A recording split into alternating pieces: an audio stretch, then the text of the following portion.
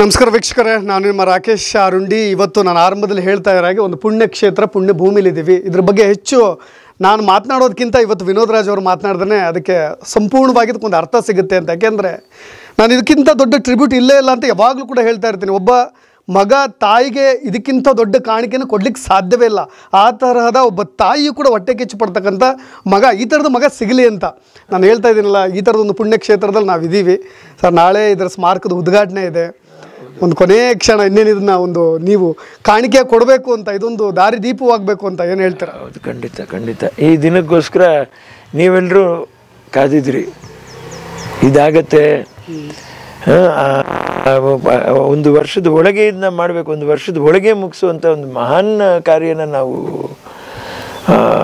ನಾವು ಅನ್ನುವಂಥದ್ರಿಗಿನ್ನ ನಿಮ್ಮೆಲ್ಲರ ಅಮ್ಮವರ ಒಂದು ಆಶೀರ್ವಾದ, ಭಗವಂತನ ಒಂದು ಕೃಪೆ, ಅದ ಕೃಪಾ ಕಟಾಕ್ಷನೇ ಇದೆಲ್ಲ ನಡೆಯೋಕ್ಕೆ ಸಾಧ್ಯ. ಮನುಷ್ಯ ನಾವೇನೇ ಎಷ್ಟೇ ಹೇಳಿದ್ರು ಹಣ ಇದ್ದರೆ ಏನು, ಯಾವುದಿದ್ರೆ ಏನು, ಎಷ್ಟೋ ಅಷ್ಟೇ ಅಂತ ಹೇಳ್ತಾರೆ. ಆದರೆ ಇದಷ್ಟು ಅವನು ಒಂದು ಕೃಪೆ, ಅಮ್ಮವ್ರ ಮೇಲೆ ಭಗವಂತನಿಗೇ ಆ ಪ್ರೀತಿ ಇತ್ತು ಅಂತ ಕಾಣುತ್ತೆ. ಹಾಗಾಗಿ ಇದನ್ನ ನಿರ್ಮಿಸ್ಕಾಯ್ತು ನಾವು. ಬಟ್ ಆದರೂ ನೋಡಿ, ಸರ್ಕಾರದಿಂದ ₹1 ಎಕ್ಸ್ಪೆಕ್ಟ್ ಮಾಡಲಿಲ್ಲ ನೀವು. ಎಷ್ಟು ಇದಕ್ಕೊಂದು ನಾನು ಅದನ್ನು ಹಣದಲ್ಲಿ ಇದನ್ನು ಅಳತೆ ಮಾಡಲಿಕ್ಕೆ ಸಾಧ್ಯವೇ ಇಲ್ಲ.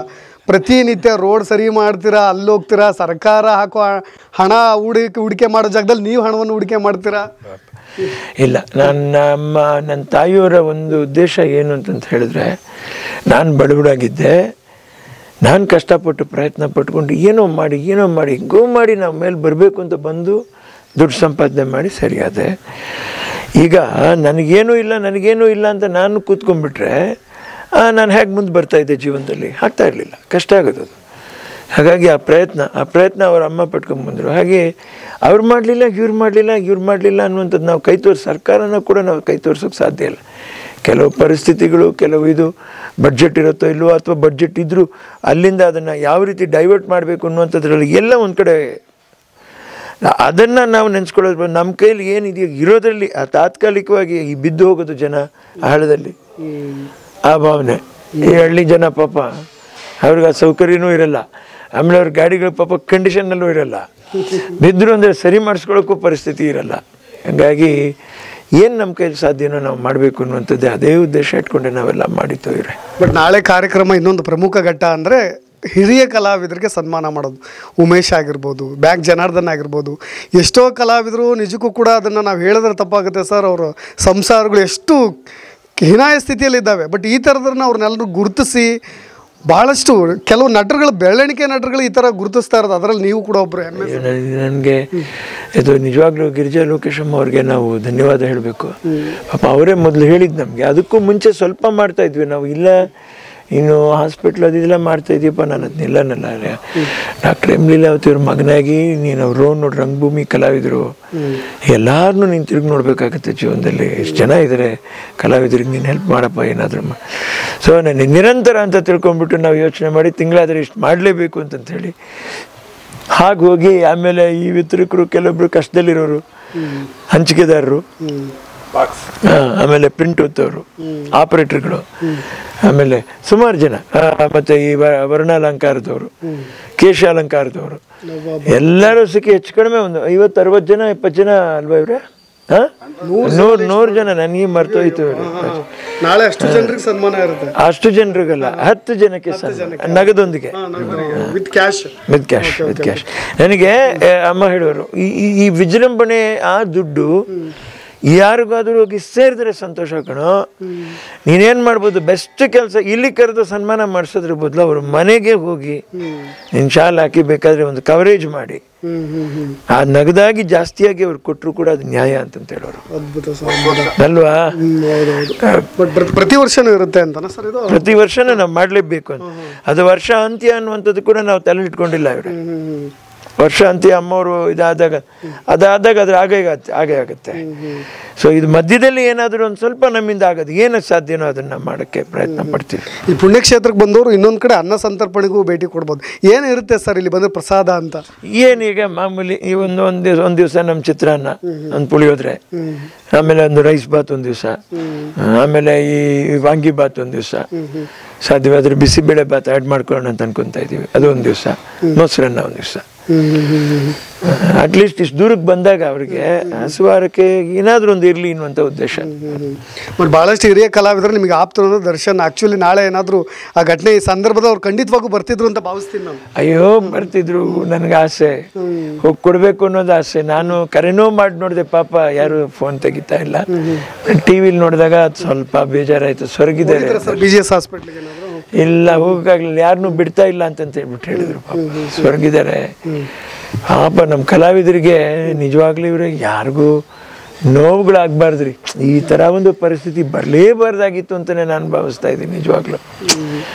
ಎಷ್ಟು ಜನ ನೋಡಿ ಅವರು ಪಾಪ ಅವ್ರ ಕಷ್ಟದಲ್ಲಿ ಅವರು ಪಾಪ ನಮ್ಮ ಇವರು ಯಾರು ನಮ್ಮ ಮಿಲನ ಪಾಪ ಅವ್ರ ಪರಿಸ್ಥಿತಿ ಕಾಯಬೇಕು, ದುಡ್ಡುಗಳು ಅದರಲ್ಲಿ ಎಲ್ಲ ಯೋಚನೆ ಮಾಡಿದಾಗ ಏನು ನಡೀತಾ ಇದೆ. ಒಂದು ಕಡೆ ಶಿವಣ್ಣವರ ಆರೋಗ್ಯ ಕ್ಷೀಣಿಸಿರುವಂಥದ್ದು ನಮಗೆ ಏನು ಶಾಕ್ ಆಗುತ್ತೆ ಅಂದರೆ, ಇಲ್ಲಿ ಬಂದು ನಾವು ಬಹಳಕ್ಕೆ ಬಂದ್ವಾ ಅಥವಾ ಹೆಚ್ಚು ಕಡಿಮೆ ಒಂದು ಬದುಕಕ್ಕೋಸ್ಕರ ಸಾಯ್ತಾ ಇದ್ದೀವ ಇಲ್ಲ ಸಾಯಕ್ಕೋಸ್ಕರ ಬದುಕ್ತಾ ಇದ್ದೀವ ಅಂತ ಈ ಥರ ಒಂದು ಕಲ್ಪನೆ ತಲೆಯಲ್ಲಿ ಮೂಡ್ಬಿಡ್ತೀವ್ರೆ.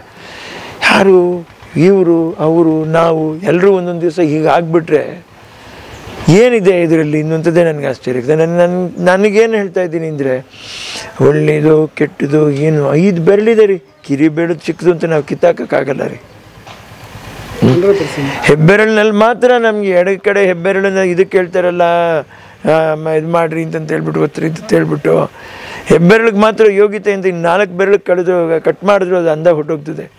ಹಾಗೆ ನಮ್ಮಲ್ಲಿ ಒಗ್ಗಟ್ಟಿಲ್ಲ ಅಂದರೆ ಕಲಾವಿದರಲ್ಲಿ ಕಲೆಗೆ ಮರ್ಯಾದೆ ಇರಲ್ಲ. ಒಂದು ಕಲಾವಿದರು ಅನ್ಸ್ಕೊಂಡವರಿಗೆ ನಮಗೆ ಮರ್ಯಾದೆ ಇರಲ್ಲ. ಆ ಒಗ್ಗಟ್ಟು ಹೇಗೆ ಬರುತ್ತೆ ಅನ್ನುವಂಥದ್ದನ್ನ ನಾನು ಏನು ಹೇಳ್ತಾ ಇದ್ದೀನಿ, ಸಂತೋಷದಲ್ಲಿ ನಾವು ಯಾವಾಗ ಒಗ್ಗಟ್ಟಾಗಿ ಪ್ರೀತಿಯಾಗಿರ್ತೀವೋ ದುಃಖದಲ್ಲೂ ನಾವು ಸೇರಿರಬೇಕು. ಇದೇ ಇದರ ಮಂತ್ರ.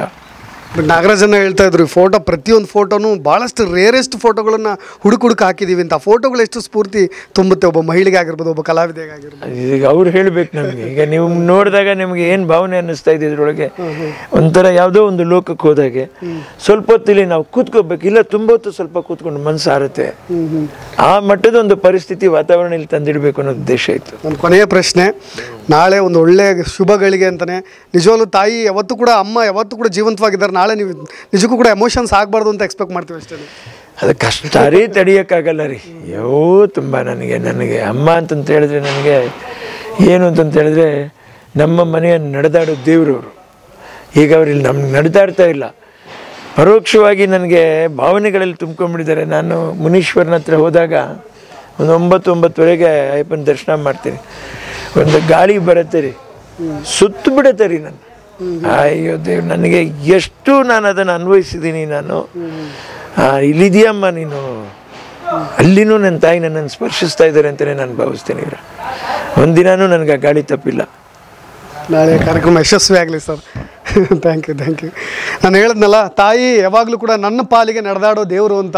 ಈಗಲೂ ಕೂಡ ಅವ್ರು ಎಷ್ಟು ಸೆಳೀತಾ ಇದ್ದಾರೆ ಅಂತ ವಿನೋದ್ ರಾಜ್ ಸರ್ ಪ್ರತಿ ಮಾತುಗಳಲ್ಲೂ ಕೂಡ ಹೇಳ್ತಾರೆ. ಆ ಥರದೊಂದು ಭವ್ಯ ದೇಗುಲ ಇದು. ಪ್ರತಿಯೊಬ್ಬರು ಬರ್ಬೋದು, ಪ್ರತಿ ಕಲಾರಸಿಕರು ಬರ್ಬೋದು, ಅಭಿಮಾನಿಗಳು ಬರ್ಬೋದು. ನಿತ್ಯ ನಿರಂತರ ಅನ್ನ ಸಂತರ್ಪಣೆ ಇರುತ್ತೆ. ಜೊತೆಗೆ ಕಲಾವಿದರಿಗೆ ಅಲ್ಲೊಂದು ಗೆಸ್ಟ್ ಹೌಸ್ ರೀತಿ ಕೂಡ ಮಾಡಬೇಕು ಅನ್ನೋ ಪ್ಲ್ಯಾನ್ ಮಾಡಿದ್ದಾರೆ. ಯಾವ ಕಲಾವಿದ, ಕನ್ನಡದ ಯಾವ ನಟ ಈ ರೀತಿಯಾಗಿ ಮಾಡಲಿಕ್ಕೆ ಸಾಧ್ಯ? ನಾನು ತುಂಬ ಅಬ್ಸರ್ವ್ ಮಾಡ್ತಾ ಬಹಳಷ್ಟು ದಿನಗಳಿಂದ ಬರ್ತಾ ಇದ್ದೀನಿ. ವಿನೋದ್ ರಾಜ್ ಸರ್ಗೆ ಯಾರು ಕೂಡ ಸರಿಸಾಟಿ ಇರಲಾರರು. ಇದು ಹೇಳಿದ್ರೆ ಅತಿಶಯೋಕ್ತಿ ಅಂತ ಅನಿಸುತ್ತೆ, ಆದರೂ ಕೂಡ ಅವರು ಅದೇ ರೀತಿಯಾಗಿ ಬದುಕಿದ್ದಾರೆ.